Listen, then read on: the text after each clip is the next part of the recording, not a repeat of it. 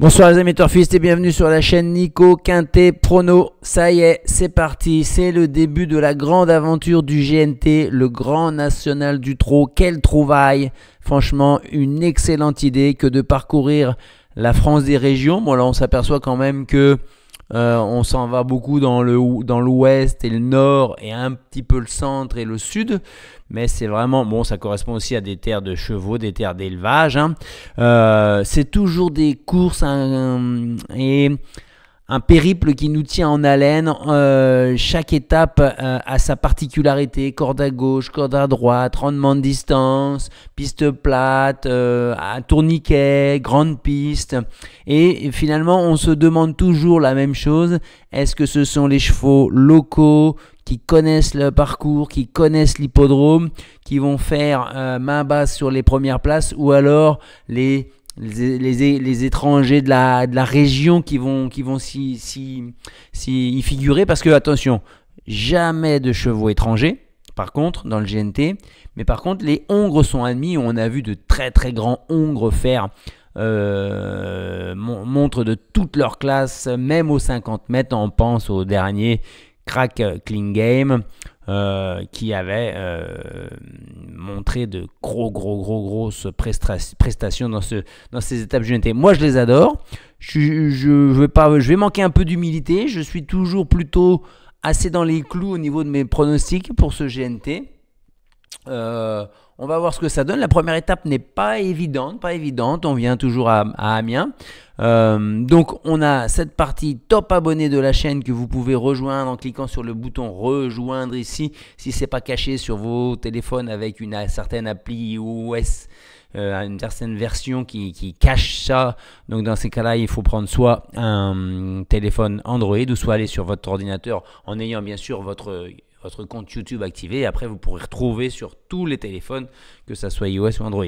Bref, voilà. Ou alors, vous avez un lien également dans la description. On y va. 16 partants, 2 échelons de départ. Personne n'a voulu se présenter aux 50 mètres parce qu'il n'y a pas de plafond de gain. Ceux qui ont les plus riches trotteurs français peuvent se présenter, même hongres. Il y a des étapes de rendement de distance. Là, on est à 293 000 et 442 000. Donc voilà, donc ça nous fait 11, un gros paquet de touffu en tête, 11 chevaux. Et ils seront 5 à tenter leur chance aux 25 mètres, sachant que c'est ouvert pour les 5 à 10 ans. Voilà, hongre, mâle et femelle sur un parcours où rendre la distance, c'était pas évident. Attention, on part d'ici. Ça va tourner tout de suite. 1, 2, et on finira au bout de la ligne droite. Voilà. Donc le départ est donné quand même au bout de la ligne droite opposée. Ceux qui vont être devant à 11, qui sont un peu délicats, ils vont vite trouver un virage et ils vont vite perdre un peu des rangs. Que dire d'autre? On va éliminer 2 chevaux des 25 mètres, Kyriel et Anna. On va pas faire trop fort. Bien mal nous en a pris en lundi à Caen avec Falco des Rochers qui s'est immiscé dans la combinaison. Il faut dire, je vous avais dit, il y a cette concurrence, il y en a plus de 3 fautifs, il y en a 3 fautifs, il y a forcément un tocard qui va rentrer, c'est ce qui s'est passé. On se défend avec un bonus 4, voilà, qui n'est pas énorme mais qui nous fait passer à la caisse quand même. Voir la tête du caissier, comme on dit. Le fantôme, il est là. On va y aller avec le béton. Là, c'est un béton, voilà, qui porte bien son nom pour la gagne. Il faudrait vraiment que tout se passe très très bien. Mais avec Eric Raffin, on n'est jamais surpris dans ces cas-là quand tout se passe bien, parce qu'il y est pour quelque chose. Mais c'est un béton pour finir dans les 3 premiers, comme je le marque. Alma d'Amer, elle ne déçoit que très très rarement, cette jument. 2004, c'est une année topissime. Des bonnes prestations dernièrement également à Vincennes, même si ça a été un tout petit peu plus dur. Mais pour moi, elle ne doit pas sortir du podium. Là, elle vient d'y sortir pour sa dernière course, 4e, mais auparavant, c'était 3e, premier, 2e, premier. Il faudra la préserver, mais pour moi, c'est une première chance en tête. C'est une base. Voilà, c'est une base pour ceux qui aiment bien faire les champs réduits. Ensuite, le copain pour finir dans les 6, dans les 5, on va racheter Indy Gir. Le numéro 6. Depuis mai 2024 et 13 courses, il n'a pas quitté le podium, sauf ses 2 dernières courses à Vincennes. Voilà, c'est le hic, hein, dont une fois ferré malheureux. Il ne semble pas défraîchi, quoi. Hein. Il est à reprendre, selon moi. Corde à droite, c'est 12 sur 15, hein, même ferré. Il retrouve un engagement avantageux, puisque Eddie Darling et Reed Lolvald, cette fois-ci, il a 25 mètres d'avance par rapport à eux. C'est le tandem Marc Sassier-Benjamin Rochard, il faut s'en méfier. Donc, Indy Gir, voilà, ça sera une deuxième base, on va dire. Même si il m'a déçu dans un quintet la dernière fois où il est venu, après une faute au départ, il est venu, mais il est resté là. Le coquin du quintet à Bellecote, ça va être une coquine. On va aller la chercher quand même au deuxième poteau, Grindelwald, parce qu'elle est capable de très très belles fins de course. Il faudra qu'elle se fasse ramener, hein. Elle ne peut pas le faire tout seul. C'est pas Alexandra Brivard, hein. C'est Léo. Elle vient d'être un peu malheureuse dans une course sur l'hippodrome de Vincennes. Il repousse toujours la mise au hara pour cette jument-là, parce qu'elle s'est complètement rachetée depuis 2 hivers. Donc l'aventure continue pour elle. Elle a l'impression qu'elle ne veut pas aller voir les étalons.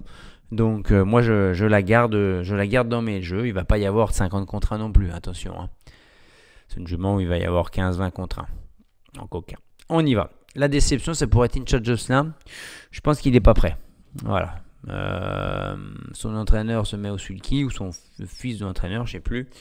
Un des 2 Jésus.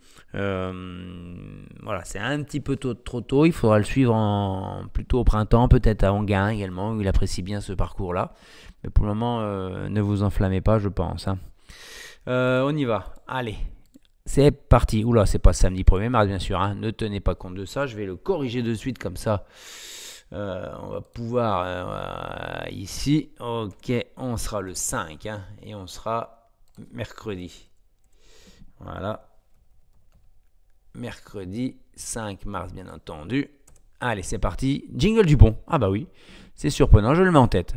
Pourquoi ? Parce que il a combattu durant l'hiver dans des lots bien plus supérieurs à celui-là. Il a un superbe engagement en tête. Le clan Bazir, hein, c'est Nicolas qui va le mener, hein, si je ne me trompe pas. Hein. Oui, Jingle Dupont. Déféré des 4. Là, ils vont essayer de l'équiper pour qu'il tourne à droite, même s'il a déjà fait 2-3 courses dans sa jeunesse. Hein. Mais Jingle Dupont, ne cherchez pas plus loin le vainqueur si ça tourne, quoi. Si ça tourne, si ça trotte. Hein. Ensuite, le 7 Almadamer, je vous en ai parlé. Le 2, Guerrier Castelet. Lui, je l'ai encore en travers de la gorge, cette fameuse course où il a été disqualifié de sa victoire pour avoir un petit peu gêné en sortant un concurrent. Bon, bref, je l'adore, Eric Castelet. Maintenant, c'est un peu le bout du monde. Mais Barbara Guenet le confie de nouveau à Mathieu Abrivard, déféré des 4. Il va falloir qu'il ne fasse absolument rien du parcours. Attention, vous m'avez bien entendu. Hein. Mais ça peut être, s'il est bien placé, à portée de fusil, il peut tous les doubler. Hein. Il peut l'emporter. Hein. Il peut l'emporter aussi. Ce jour-là, quand ils me l'ont distancé, je l'avais gagnant. Il était à 9, 10 ou 12 contre 1. Je ne sais plus exactement, mais ça a fait mal. Parce que quand on touche un quintet, un gagnant à 10 contre 1, ça fait 10 mises d'avance. Hein. Voilà, le 6 Indy Gir, on est bon. Le 16 Grindelwald, je vous en ai parlé. Alors le 4 Game Matin, c'est ma trouvaille. Alors on va commencer par le côté négatif, c'est que sa forme est douteuse. Voilà. Ouais, regardez, 11e, 8e, 8e. Voilà. Ces 3 dernières perfs. Maintenant, corde à droite, déféré des 4, c'est vraiment son truc. Vous pourriez me dire, mais c'est son entraîneur en plus qui se met à son sulky, Guillaume Gillot. Moi, c'est vrai que j'aurais bien aimé un pilote, mais il l'a mené dans les 3 dernières années. Il l'a mené sur ses 3 dernières courses, 4e, premier. Il le défère des 4, hein, ça veut dire qu'il y compte quelque part quand même. Voilà, c'est l'aptitude plus que la forme qui me fait le jouer. On va voir si je me trompe ou pas. Alors le 1, Jaguar Morancourt, ça va être le cheval qui va être en tête de beaucoup de tickets derrière Jingle. Mais c'est, moi je m'avance, hein. Pour moi c'est pas la vraie bonne base parce qu'il n'apporte pas énormément de garanties. Hein. Corde à droite, c'est 3 parcours simplement. C'est pas du tout un cheval régulier. Hein. 1er, 8e, 5e, 6e distancé, 10e, 7e distancé. Son degré de forme, certes, il vient de gagner, mais dans un lot inférieur. Est-ce que son degré de forme lui permet de tenir tête, parce qu'il va essayer d'aller en tête peut-être des chevaux qui sont face à lui là. Il a l'avantage d'avoir seulement 6 ans, donc il court, c'est un des plus jeunes, il court face à ses aînés. Voilà, moi je peux me tromper, je m'inclinerai demain, hein, mais je peux me tromper, mais voilà. Et enfin je termine, alors vous mettez pas, Ockfeller Dumel, le cheval de Pierre Belloche, parce que il a largement le droit de les regarder dans les yeux, hein. Corde à droite sur les parcours de tenue, parce que c'est un vrai dur, hein. C'est 7 sur 20 dans les 5 premiers. C'est pas brillant, vous allez me dire. Puis non, mais attendez, 7 sur 20, les 13 autres fois, c'est 12 distancements. Donc en gros, on est sur un profil, c'est tout ou rien. Mais quand on a un cheval qui est capable de prendre tête et corde et de faire du 12-3 à Cabourg sur 2700 mètres, il faut s'en méfier. Il a montré des parcours, et c'est dur sur l'hippodrome de Vincennes, mais il lâchait jamais rien. Il revenait, on le croyait battu dans le dernier virage, il revient battre, il revient batailler. Donc il a été capable de l'emporter 2 fois. Une fois, il était un peu surclassé 7e. Là, piste plate, partant en tête, il ne faudra pas qu'il se trompe au départ. S'il arrive à imposer son rythme, alors après, voir qui viendra lui contester ça. Jaguar Marancourt. Et Jingle Dupont peut-être à un moment donné. Voilà, donc si c'est lui qui a la tête et la corde, attention. Bon, mais je l'ai mis au bout. Et enfin, du coup, je laisse de côté le deuxième Bazir et des Darling qui a été un petit peu décevant les deux derniers parcours. J'aime pas trop un cheval qui finit le meeting d'hiver comme ça. Généralement, le printemps, c'est guère engageant, on va dire. Donc voilà. Donc c'est pas un gros regret non plus. Je pense que j'ai fait le tour, les amis, hein. À vous de jouer. Bon GNT. Gagné. J'ai pas touché de quintet l'an dernier dans l'ordre. J'étais pas beaucoup avec vous. Mais j'en ai déjà donné un il y a 2 ans, je crois, où il y avait 8 ou 9 000 euros dans l'ordre. Espérons demain. Les rapports vont dépendre de ça, de Jingle Dupont et Jaguar Marancourt. C'est les 2 favoris de la presse, hein. Voilà. Et on se retrouve ici. Demain, je pense pas qu'il y ait de chevaux repérés dans la partie top abonné. On en retrouvera plutôt en deuxième partie de semaine. Bye bye les amis. À très bientôt. Ciao.